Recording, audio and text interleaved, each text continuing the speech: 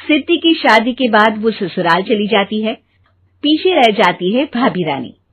सिद्धि के ससुराल जाते ही भाभी कहती है, अरे वाह जी वाह, सारे कपड़े मेरे।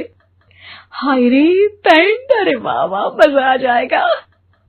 अरे ये सिद्धि की अलमारी के सामने खड़े होकर क्या बड़बड़ा रही है?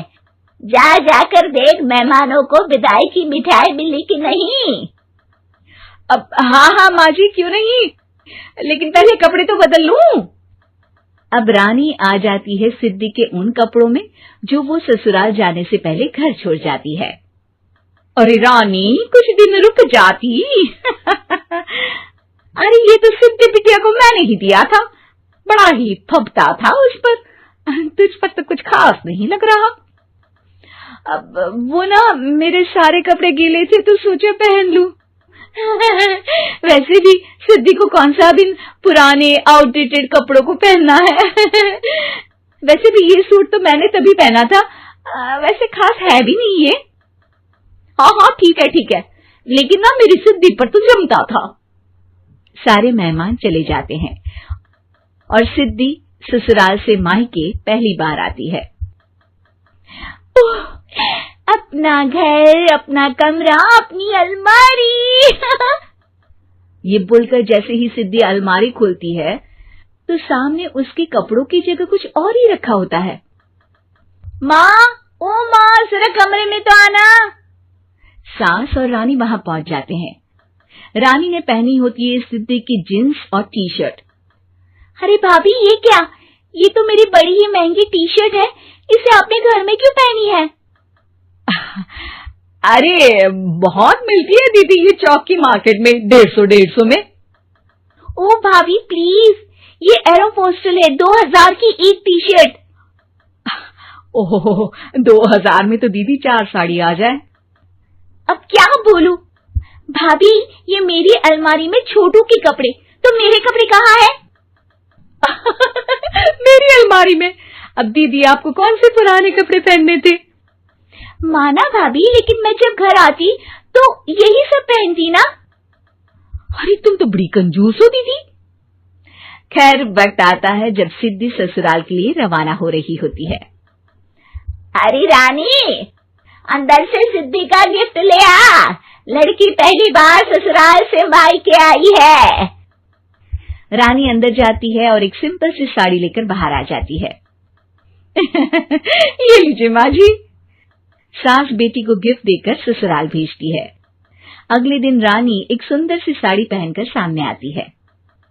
अरे रानी, ये तो वो साड़ी है जो मैंने सिद्धि को देने के लिए दी थी जब वो ससुराल ले जाती, लेकिन ये तूने कैसे पहन ली? अरे माँ जी, ये साड़ी तो मुझे बहुत पहले से ही पसंद थी, लेकिन चिंता ना करिए, मैंने सिद्धि के लिए भी अच्छी सी साड़ी दी है। हाँ। तभी सिद्धि का फोन आता है। क्या माँ, कुछ अच्छा तो दिया होता ससुराल ले जाने के लिए, अरे पहले दिखा दिया होता। यूं चमकते हुए पैकेट में नौकरानी वाली साड़ी मत दिया करो माँ।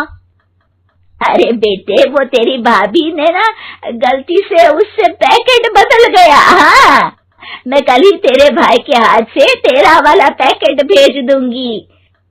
अरे रहने दो माँ, आई एम श्योर भाभी ने अभी वही साड़ी पहनी होगी जो तुमने मेरे लिए रखी थी, तुम तो समझ नहीं पाई उनको। खैर छोड़ो, मैं ज्यादा बोलती अच्छी नहीं लगती, रहने दो, आपको उन्हीं के साथ रहना है, फिर बात करेंगे। सास को रानी पर गुस्सा आ जाता है। वो उसके कमरे में जाती है जहाँ वो शादी का एल्बम देख रही होती है।